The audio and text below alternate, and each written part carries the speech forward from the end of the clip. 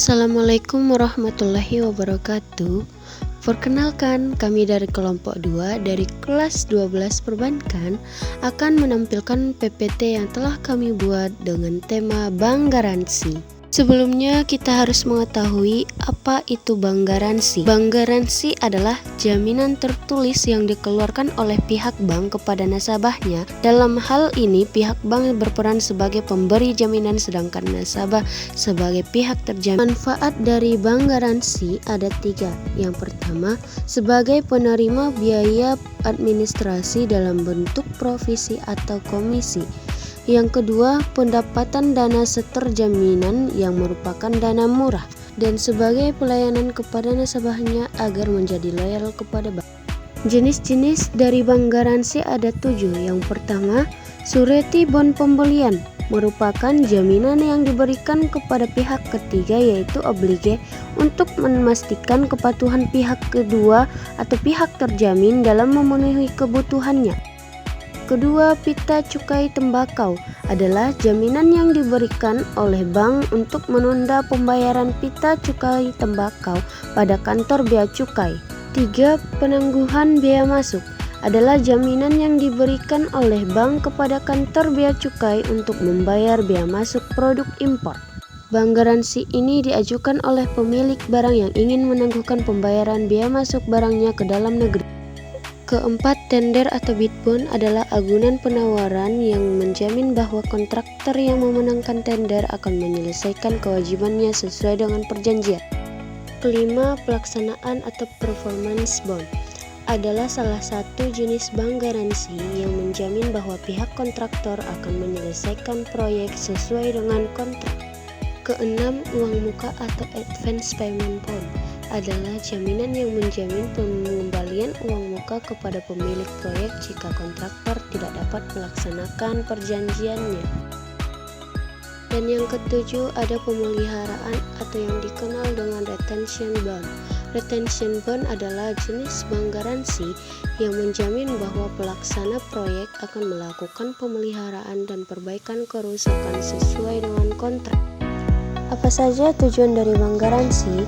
Di sini saya akan menjelaskan 4 tujuan bank garansi, yaitu pertama, memberikan kemudahan bagi nasabah untuk mengerjakan suatu usaha atau proyek. Kedua, memberikan keyakinan kepada pemegang agunan bahwa mereka tidak akan menderita kerugian. Ketiga, memberikan rasa aman dan ketentraman bagi bank maupun pihak lainnya. Dan yang keempat, menumbuhkan rasa saling percaya antara pemberi jaminan yang menjamin dan yang menerima jaminan. Selanjutnya adalah mekanisme bank garansi. Pertama, perundingan cara kerja proyek antara kontraktor penerima proyek dengan pemilik proyek. Kontraktor sebagai nasabah bank. Kemudian dengan membayar beberapa komisi kepada kemudian setelah membayar pihak bank akan memberikan sertifikat bank garansi kepada kontraktor tersebut. Keempat, sertifikat diberikan kepada pemilik proyek pada saat pemilik proyek memberikan proyek pada kontraktor. Kelima, ketika kontraktor gagal menepati janjinya, maka pemilik proyek dapat mencairkan sertifikat bank garansi pada bank yang mengeluarkan sertifikat.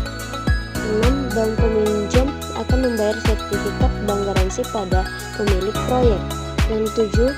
Ketika pekerjaan atau proyek dapat diselesaikan oleh kontraktor, maka sertifikat bank garansi harus dikembalikan pada pihak kontraktor. Kemudian selanjutnya, apa perbedaan bank garansi konvensional dengan bank garansi syariah? Pertama, bank garansi konvensional menggunakan prinsip perbankan umum, sedangkan bank garansi syariah menggunakan prinsip syariah. Kedua, dalam bank garansi syariah dikenal pula jaminan lawan yang dapat berupa jaminan dari bank luar negeri, kas kolateral, dan aset lainnya.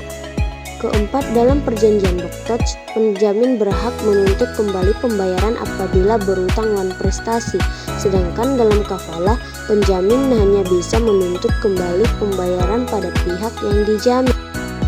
Dan inilah anggota kelompok 2. Pertama, Azizan Hakim si paling menentukan. Kedua, Khaira Fatikah anggota kelompok pasif. Ketiga, Rika Wahyuni, bunga desa yang sama sekali tidak ada mau membantu dalam pembuatan video ini. Dan terakhir ada saya, Wafik Azizah Sibuan, sebagai anggota kelompok aktif dan sebagai editor pembuat video presentasi ini. Sebelum mengakhiri, izinkan saya mengatakan bahwa kita semua memiliki kesamaan. Kalian tidak mengerti apa yang baru saja saya sampaikan, dan saya juga sama seperti kalian yang tidak mengerti apa yang saya jelaskan. Terima kasih atas perhatian kalian semua. Meskipun saya tahu tidak ada yang memperhatikan, tetapi tidak apa-apa. Bye. Terima kasih. Assalamualaikum warahmatullahi wabarakatuh.